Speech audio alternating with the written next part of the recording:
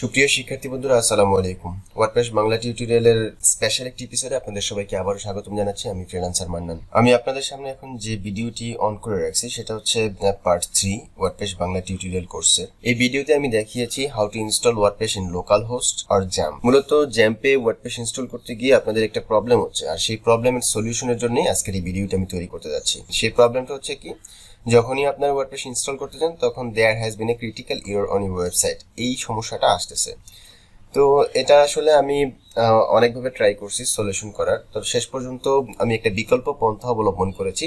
আর সেটা হচ্ছে যে, আর মূলত সমস্যাটা হচ্ছে মূলত সমস্যাটা হচ্ছে জ্যাম্পের যে আপডেট ভার্সন এবং ওয়ার্ডপ্রেসের যে আপডেট ভার্সন, এই দুইটা ভার্সন কনফ্লিক্ট করতেছে, যে কারণে এই প্রবলেমটা হচ্ছে। তো পরবর্তীতে আমি ওয়ার্ডপ্রেসের পূর্ববর্তী যে ভার্সন রয়েছে সেই ভার্সন এবং জ্যাম্পের পূর্ববর্তী যে ভার্সন রয়েছে সেই ভার্সন দুটিকে আমি ডাউনলোড করেছি। ডাউনলোড করে এগুলো আমি ভিডিও ডেসক্রিপশনে দিয়ে দিয়েছি। দেখুন, এই যে এখানে ভেরি ইম্পর্টেন্ট, লোকাল হোস্টে ওয়ার্ডপ্রেস ইনস্টল করতে প্রবলেম হলে নিচের লিঙ্ক থেকে ওয়ার্ডপ্রেস এবং জ্যাম্প ডাউনলোড করে ইনস্টল করে নেবেন। এখানে আমি দুটি লিঙ্কই দিয়েছি, ওয়ার্ডপ্রেস লিঙ্ক এবং জ্যাম্প লিঙ্ক। এখান থেকে আপনারা অবশ্যই ডাউনলোড করে দেন এগুলো যদি ইনস্টল করেন তখন দেখবেন ঠিকই কাজ করতেছে। তো আমি আপনাদেরকে প্র্যাকটিক্যালি বিষয়টা একবার দেখিয়ে দিচ্ছি যে কিভাবে আপনারা ইনস্টল করবেন, তখন এটা কাজ করবে। তো এর জন্য আমি একটি ট্যাব ওপেন করছি। ট্যাব ওপেন করে এখানে লিখছি হচ্ছে local host, LOCAL, local host লিখে ইন্টারপ্রেস করছি। আপনার লোকাল হোস্ট তখনই কাজ করবে যখন আপনি জ্যাম্প সফটওয়্যারটি ইনস্টল করে এখানে অ্যাপাচি এবং মাইস্কুয়েল এই দুটি অন করবেন, ঠিক আছে? তো আমি অলরেডি অন করে রেখেছি, এই জন্য এটা কাজ করতেছে।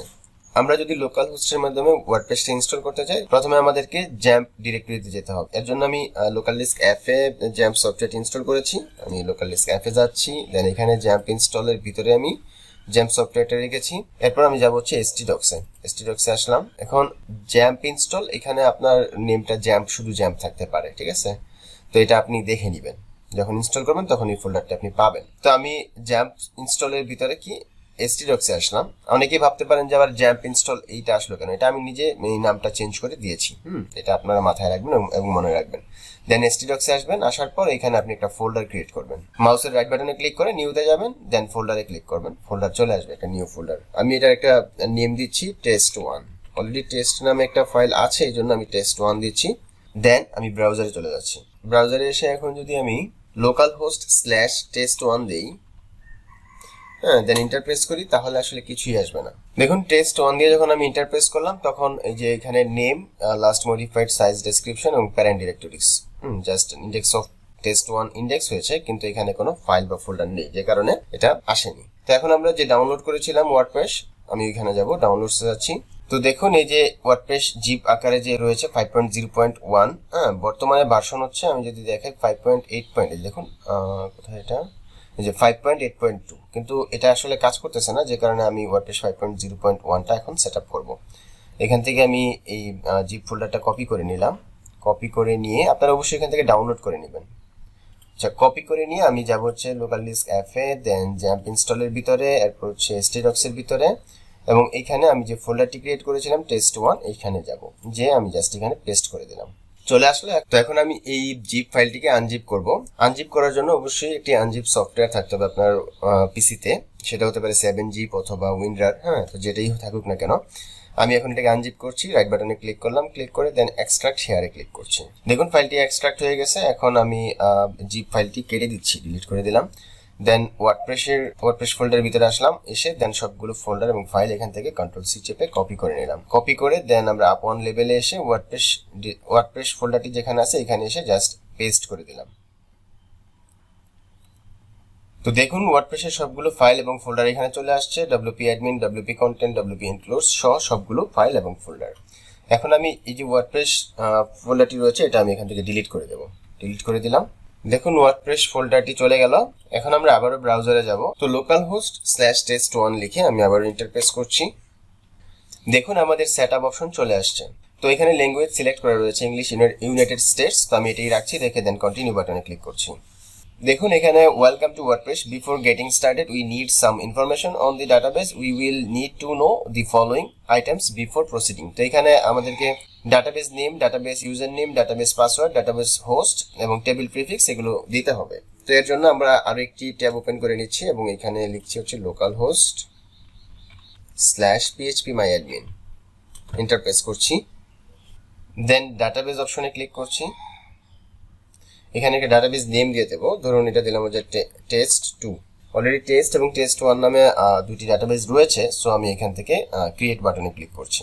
তো আমাদের ডাটাবেস ক্রিয়েট করা হয়ে গেল। এখন আমরা ওয়ার্ডপ্রেস সেটআপে আবার চলে আসলাম, আসার পর দেন এখান থেকে লেটস গোতে ক্লিক করলাম। যখনই আপনি লেটস গোতে ক্লিক করেছেন তখনই মূলত আপনাদের এই ইরোটা শো করতেছিল, যে কারণে অনেকেই কমেন্ট করে আমাকে বলতেছিলেন যে এই প্রবলেমটা হচ্ছে। তো আমি এটা সলিউশনটা এইভাবে করার চেষ্টা করেছি। দেখুন এটা কিন্তু এখন কাজ করতেছে। তো এখন ডাটাবেস নেম দিবেন, ডাটাবেস নেম দিয়েছি টেস্ট2, দেন ইউজার নেম অবশ্যই রুট দিবেন, দেন পাসওয়ার্ডটা ফাঁকা রাখবেন, ডাটাবেস হোস্ট হিসেবে লোকাল হোস্ট থাকবে এবং টেবিল প্রিফিক্স যা আছে তাই থাকবে। দেন সাবমিট বাটনে ক্লিক করছি। Alright Sparky, you have made through this part of the installation. আমাদের ইনস্টলেশন প্রায় হয়ে গেছে। দেন রান দি ইনস্টলেশন এই বাটনে ক্লিক করছি।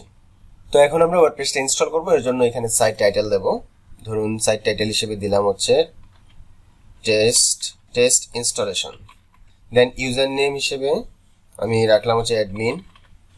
দেন পাসওয়ার্ড হিসেবে আমি উইক পাসওয়ার্ডই রাখছি, শুধুমাত্র পাস রাখলাম, যেহেতু লোকাল হোস্টে সো এখানে তেমন সমস্যা নেই।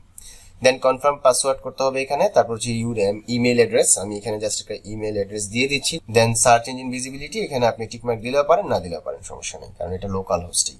দেন ইনস্টল ওয়ার্ডপ্রেসে ক্লিক করছি।